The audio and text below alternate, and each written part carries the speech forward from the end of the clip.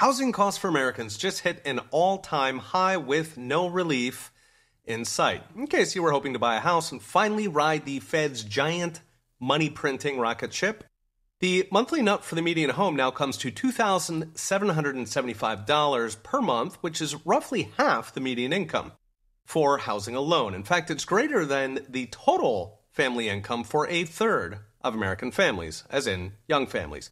As you would expect, according to a separate survey, fully 40% of American renters have given up on ever owning a home. That's up by half since 2 years ago. Instead, they will apparently doom-spend until a miracle occurs. The data comes from Redfin, who reports the average rate for a 30-year mortgage just hit 7.4%. That's the highest this year. It is just shy of the 43-year record we hit last year at 7.79%, but of course house prices have continued to rise since then, along with inflation.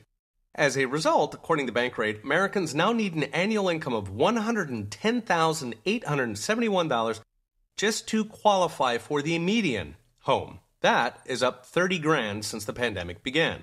So yes, Zoomers are doomed. The hope had been that the Fed would start cutting rates this year, bring those mortgage rates down. Those hopes are now evaporating, with Jerome Powell signaling the Fed is in no rush to cut rates this year, since they let inflation get away from them again. The market's odds have gone from 7 cuts to 2 cuts to now floating the possibility that the next move for the Fed could be rate hikes. So 8% mortgages, here we come. On the ground, this all means that it's still nearly impossible to find a decent house. Everybody who refinanced before 2022 is sitting on a 3 or 4% mortgage, and they would be dumb to sell and rebuy at 7 or 8%, so they are locked in.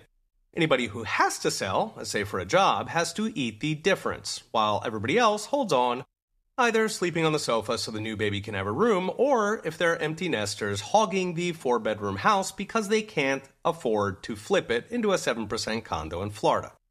This is all driving rents up, but of course landlords are skittish after the pandemic-era eviction moratorium when people didn't have to pay their rent. That wiped out thousands of landlords, and it made the rest very, very careful who they rent to, meaning Zoomers who don't have rich parents are stuck begging for spare bedrooms, wondering how boomers ever did it. So what's next? Brought to you by Unchained.com. As always, the Fed is a bull in the china shop, and regular Americans, especially the young and the blue-collar, are the victims. By pouring out $7 trillion during the pandemic, they knocked every financial aggregate into a tailspin that is taking years to even out. We're losing an entire generation here, unable to invest, nest egg, unable to even find a house to raise a family. The lesson they're getting is that it's not hard work that gets you ahead, it is dumb luck. The economy is becoming a casino, whipsawed by the Fed, and Congress auctioning trillion-dollar bills to lobbyists.